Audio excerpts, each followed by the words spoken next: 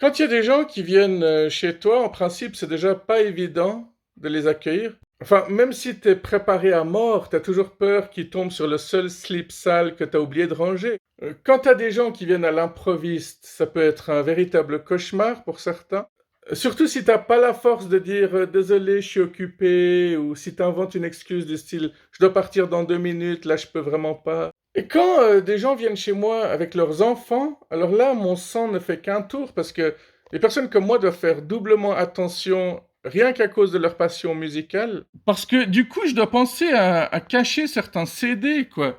Il y a des CD que je peux pas juste laisser comme ça à l'air libre. Il y a même des DVD de concerts qui peuvent être un peu vus de plusieurs manières différentes et pas forcément de la meilleure. Bon, si les enfants voient mes trucs de super-héros, ça va, c'est pas dramatique. C'est même très bien pour leur culture, certaines choses qu'ils découvrent chez moi. Par contre, dès qu'ils voient qu'il y a du punk un peu partout, là, ça devient un peu délicat parce que il y a toujours ce moment où les parents vont peut-être penser que j'aurai une mauvaise influence. Bon, les parents les plus ouverts que je connaisse trouvent qu'au contraire, j'ai une très bonne influence sur leurs enfants. Tout n'est toujours qu'une question de point de vue de toute manière, hein. Bon, mais il y a toujours des trous là. Tadam, tadam, tadam, tadam. Je voulais vous raconter une ou deux histoires. Allons-y pour la première. Alors, un jour, j'étais au bord du lac. En fait, je faisais du vélo et il y a un endroit où j'ai eu envie de m'arrêter. Alors, j'étais au bord du lac. J'ai commencé à boire de l'eau qu'il y avait dans mon sac. Je me suis assis par terre sur l'herbe et j'ai vu qu'il y avait vraiment quasi personne autour de moi. Enfin, sur ma gauche, il y avait une femme. Et puis sur ma droite, il y avait une petite fille qui jouait toute seule sur une place de jeu. Ce jour-là, j'avais aussi un livre sur moi, j'ai commencé à bouquiner, et puis à un moment donné, il s'est passé un truc assez spécial, c'est que la petite fille est venue vers moi, puis elle m'a dit, Monsieur, je dois aller aux toilettes, est-ce que vous pouvez m'accompagner? Un peu surpris, voire totalement surpris, je lui ai demandé, mais t'es toute seule, t'es pas avec un adulte? Puis elle m'a montré la jeune fille qui avait au bord du lac.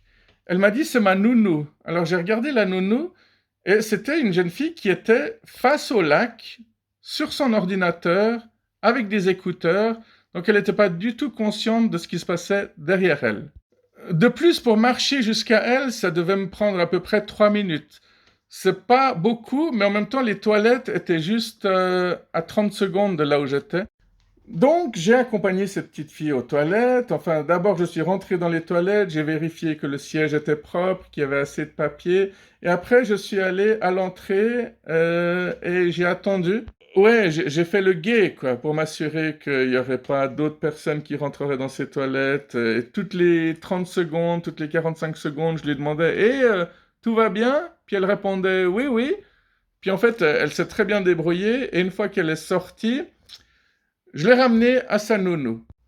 Et en fait, j'ai dit à la nounou, excusez-moi, mais la fille que vous êtes en train de surveiller, j'ai dû l'accompagner aux toilettes. Et la nounou me répond avec plein d'enthousiasme, oui, oui, je sais, elle est très sociable, elle est adorable, elle n'a pas de problème avec les gens. Euh, super. Ça me rappelle que je connais certaines personnes de ma génération, quand ils étaient petits, leurs parents leur demandaient de dire bonjour aux gens dans la rue. Un peu le contraire de ce qu'on apprend maintenant aux enfants.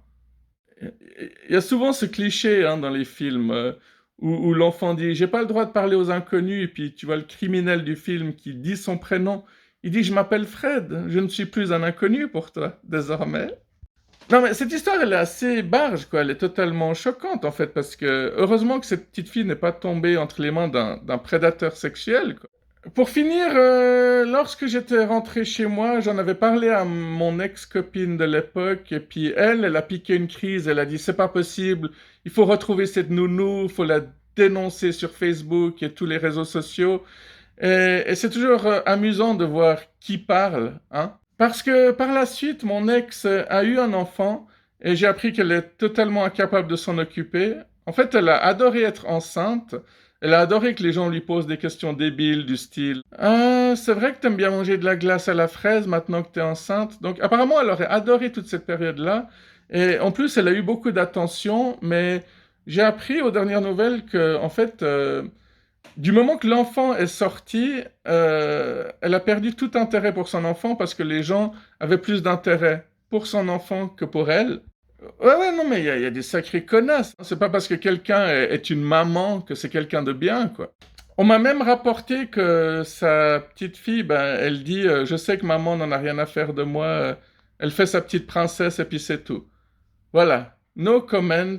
On passe à l'histoire suivante.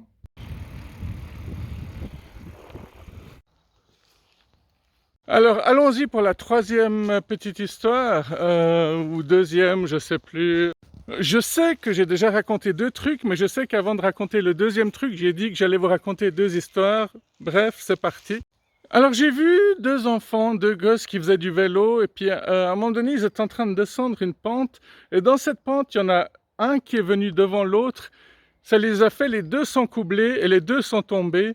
Celui qui s'est fait encoubler par le premier est tombé un peu sur la tête.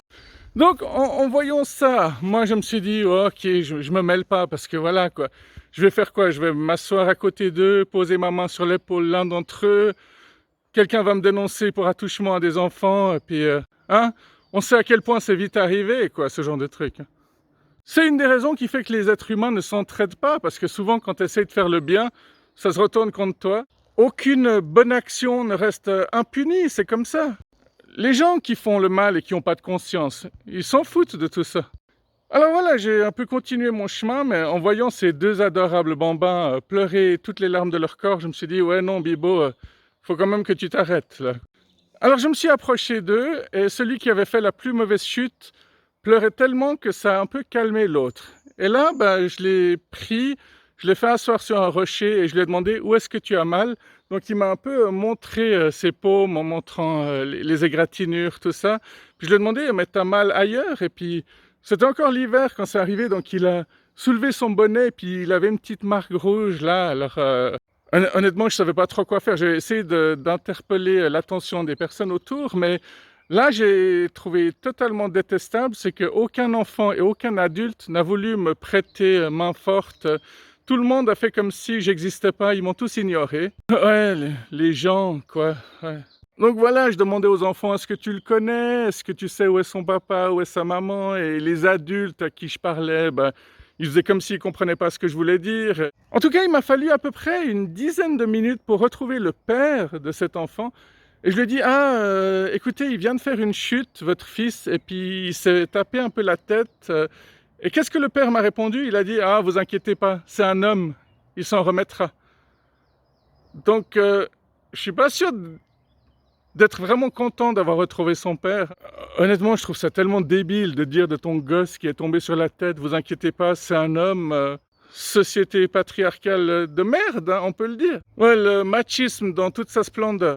Évidemment, ce serait pas mieux si c'était l'inverse total. C'est clair qu'il faut un équilibre. Voilà, pour aujourd'hui, moi je vais aller profiter de toute cette nature et je vous souhaite une excellente soirée et puis à tout bientôt.